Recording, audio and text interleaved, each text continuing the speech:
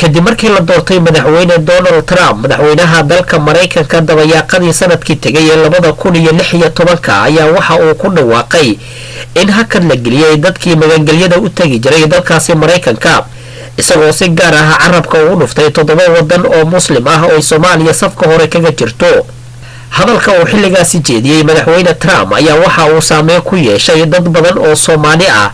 oo qaarkood ay ku nool yihiin dalka Mareykanka. Soomaalida ku dhaqan dalka Koonfur Afrika ayaa qayb ka noqotay dadka uu saameynta ku yeeshay xayiraadda uu soo rogay madaxweynaha dalka Mareykanka iyadoo maanta qoysas Soomaali ah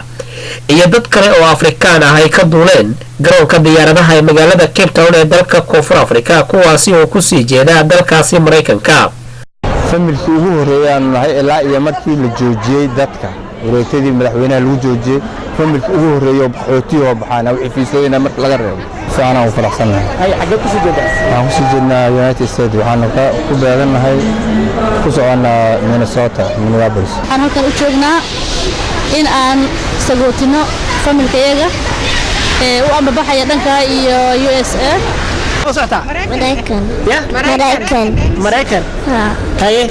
marka ma ku faraxsanta maanta inaad Mareykan ku baxdid haye aad intee u bixaysaa Mareykan haye maxaa ka doonay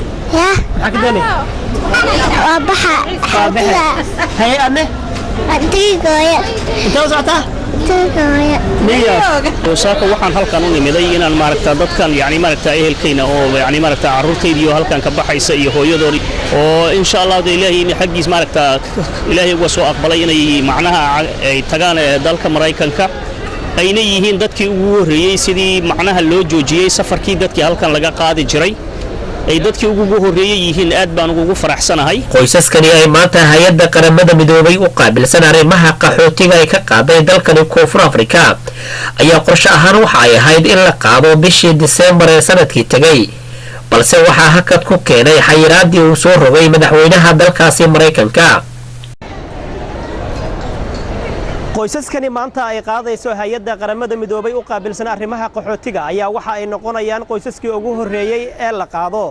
kadib markii madaxweynaha Mareykanka uu soo saaray dekreeto uu ku diidayo dadka magangelya doonka ah. xasan kaafi maxamed shire telefishinka caalamiga Universal Cape Town International Airport Koonfur Afrika.